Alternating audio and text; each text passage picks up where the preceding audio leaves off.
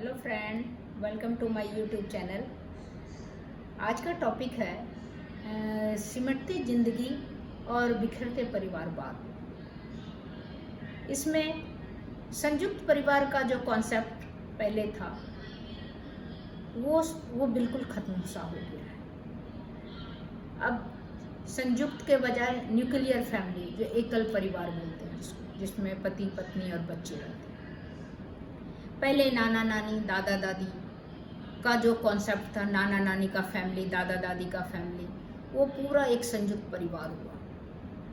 तो छुट्टियों में हम लोग, जब आप एक जनरेशन पहले पीछे ले लीजिए, कि जब छुट्टियों में हम लोग को जाना होता था तो लगता था गर्मी छुट्टी आ रहा है तो नाना के पास के यहाँ चलेंगे, या गर्मी छुट्टी आ रहा है तो दादाजी के पास चलेंगे, या मासी के पास चलेंगे, या बुआ जी के पास चलेंगे, या चाचू के पास चलेंगे, या ताऊ के पास चलेंगे। लेकिन अब वो कॉन्सेप्ट बिल्कुल चेंज हो गया है, क्योंकि अब जो है, अब आदमी का एक दूसरे से कोई लगाव नहीं है। अलग होने का मतलब दिल भी अलग हो गया है। एक दूसरे का महत्वाकांक्षी जो है, वो एक दूसरे को महत्वाकांक्षा एक दूसरे को दूर ले गया है, और सभी महत्वाकांक्षी हो गए। इस भागदौड़ जिंदगी में कोई जॉब के सिलसिले में बाहर है, कोई बिजनेस के सिलसिले में बाहर है, कोई एडजस्ट नहीं करना चाहते हैं परिवार में, अलग स्वतंत्र रूप से रहना चाहते हैं। तो इस तरह करके कुल मिला के संयुक्त परिवार का विघटन हो गया। आज के टाइम में कोई बच्चा नहीं बोलता है कि मेरे दो दादा दादी जाना है, नाना नानी जाना है, मौसी बुआ जाना है, चाचा ताऊ जाना है। सबको है हिल स्टेशन चलते हैं। माँ बाप भी फैमिली के साथ वक्त बिताने के बजाय वो लोग कहीं हिल स्टेशन, कहीं घूमने जाने में प्रेफर करते हैं, क्योंकि वहाँ पर आज़ादी है, वहाँ पर स्वतंत्र रूप से घूमते हैं। परिवार में कुछ एडजस्टमेंट भी होता है, लेकिन बच्चे का जो मानसिक रूप से जो बच्चे का डेवलपमेंट होता है वो परिवार में होता है। इसीलिए संयुक्त परिवार का जो कॉन्सेप्ट पहले था कि एक दूसरे के, अगर कोई परेशानी किसी को आ गया तो एक दूसरे के काम आ जाते थे।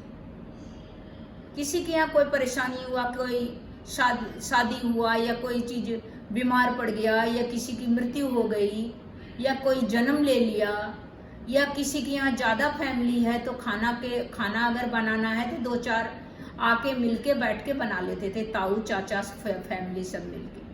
लेकिन अब वो जो है वो मिसिंग है हमारे समाज में, क्योंकि वो वाला प्यार और वो वाला त्याग की भावना अब नहीं है। अब जो है, अब अपना अपना वाला कॉन्सेप्ट है। इसके कारण मैं एक एग्जाम्पल देती हूँ जो मैंने देखा है, कि किसी का हमारे जान पहचान में मौत हो गया, दूसरे को तब पता चला जब वो रोने की आवाज़ आई। सिर्फ वाइफ हस्बैंड था, बच्चे भी पढ़ाई के चक्कर में वो बाहर में थे। एक बच्चा उनका विदेश में था, एक बच्चा यहीं कहीं बेंगलोर हैदराबाद में था। जब उनका डेथ हो गया, पड़ोसियों को भी पता नहीं, रिश्तेदार को भी पता नहीं। जब वो रोने लगी तब पता चला कि उनका डेथ हो गया। तो ये कैसी विडंबना है कि आप सोचिए, परिवार से टूटता जा रहा है। तो मेरा तो यही आप लोग से विनम्र निवेदन है कि जहाँ तक हो सके माँ बाप अगर जुड़े रहेंगे परिवार से तो बच्चे भी नेचुरली जुड़ेंगे, क्योंकि हर बच्चे का प्राइमरी एजुकेशन उसका परिवार होता है, फैमिली होता है। जितना प्यार लगाव एक दूसरे को करने की जो भावना रहेगा, वो उसका जो है मानसिक रूप से वो बच्चा ज़्यादा सक्षम रहेगा, और आगे भी उसकी जो लाइफ रहे या हर चीज़ में उसको मोटिवेट करेगा। वो स्ट्रॉन्ग विल पावर का बच्चा होगा। तो इसीलिए आज भी मैं बता रही हूँ, अगर वो पीछे मुड़ के जाएं और अपने परिवार को इम्पोर्टेंस दें, अपने स्वतंत्र जिंदगी से कुछ पल काट लें, और छुट्टियों में अपने दादा के पास जाएं, जो उन लोग ने भी बहुत प्यार से बच्चों को पाला, उनको भी आशा लगा रहता है कि हमारे बच्चे आएंगे। नाना नानी के पास जाएं, उनको भी लगेगा कि नाना नानी को भी कि हमारे बच्चे आएंगे। हिल स्टेशन नहीं जाके आप अपने दादा दादी के पास जाएं, नाना नानी के पास जाएं, मासी मामी से मिलें, एक दूसरे के बच्चे के साथ इंटरेक्ट होएं। नहीं तो एक समय ऐसा आ जाएगा कि मामा के बच्चे मासी के बच्चे को नहीं पहचान रहा है, मासी के बच्चे ताऊ के बच्चे को नहीं पहचान रहा है, ताऊ के बच्चे चाचा के बच्चे को नहीं पहचान रहा है। तो ये जो आपका ये जो होने वाला है, उसको आप लोग बचा सकते हैं। छुट्टियों में हमेशा अपने परिवार के पास जाएं, परिवार से मिलें, या नहीं तो अपने पास बुला लें। अगर जाना भी हो तो सब मिल के जाएं, किसी के पास जाएं, ताऊ के पास जाएं, ताऊ के नज़दीक में जो घूमने का जगह है, सब परिवार मिल के जाएं। ये बात मैं समझती हूँ कि आजकल आर्थिक रूप से सब कोई सक्षम नहीं है, लेकिन इतनी महंगाई में आप लोग एक कंट्रीब्यूट कर सकते हैं। आपस में सब सही से बैठ के कि हम लोग चलेंगे सब मिल के, इसमें इस खर्च को सब मिल के हम लोग करते हैं और घूमने के लिए चलें, जिसको जितना सामर्थ्य है। कोई पास में ही पिक्चर ही देखने चले जाएं, पास में ही बैठ के जाएं कहीं पर, या बैठ के ही गप्पे मारें। 15 दिन 10 दिन 8 दिन जिस हिसाब से आप रह सकते हैं, अपने परिवार के बीच में रहें। उससे आपके और आपके बच्चों को बहुत सुकून मिलेगा, और आपको अच्छे बुरे दिन में भी परिवार ही काम आता है। इसलिए परिवार को नहीं बिखरने दें, परिवार को समेट के रखें। परिवार को समेटना हर माँ बाप की जिम्मेदारी है।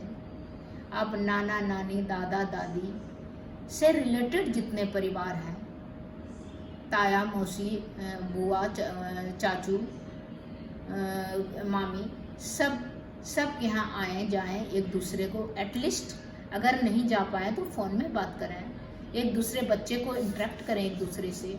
अगर कोई बच्चा अच्छा करता है परिवार में तो दूसरा मोटिवेट होता है उसको देख के कि भैया ने ऐसा किया, दीदी ने ऐसा किया। ये भावना को आप लोग बढ़ाएं, जिसके कारण बच्चे आपस में इंटरेक्ट हुए होंगे, मिलेंगे। रक्षाबंधन में एक दूसरे के यहाँ जाके राखी बंधवाएं, एक दूसरे को राखी भिजवाएं, आपस में फ़ोन में बात करने दें, बच्चों को भी करें, खुद भी करें, मिलें जुलें, फैमिली गैदरिंग कर लें। कोई न कोई बहाना से आप लोग मिलें, और मिलना बहुत अच्छा है। यह जो बिखरता परिवार जो है वो सही नहीं है।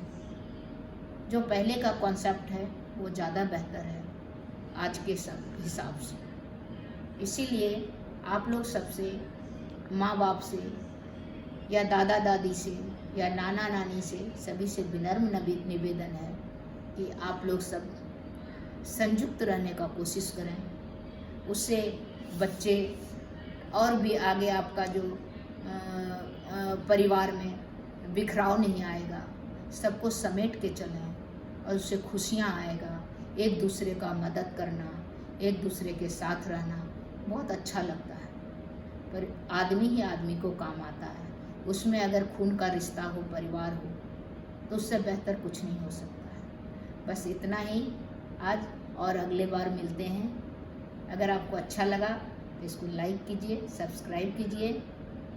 तब तक के लिए नमस्कार।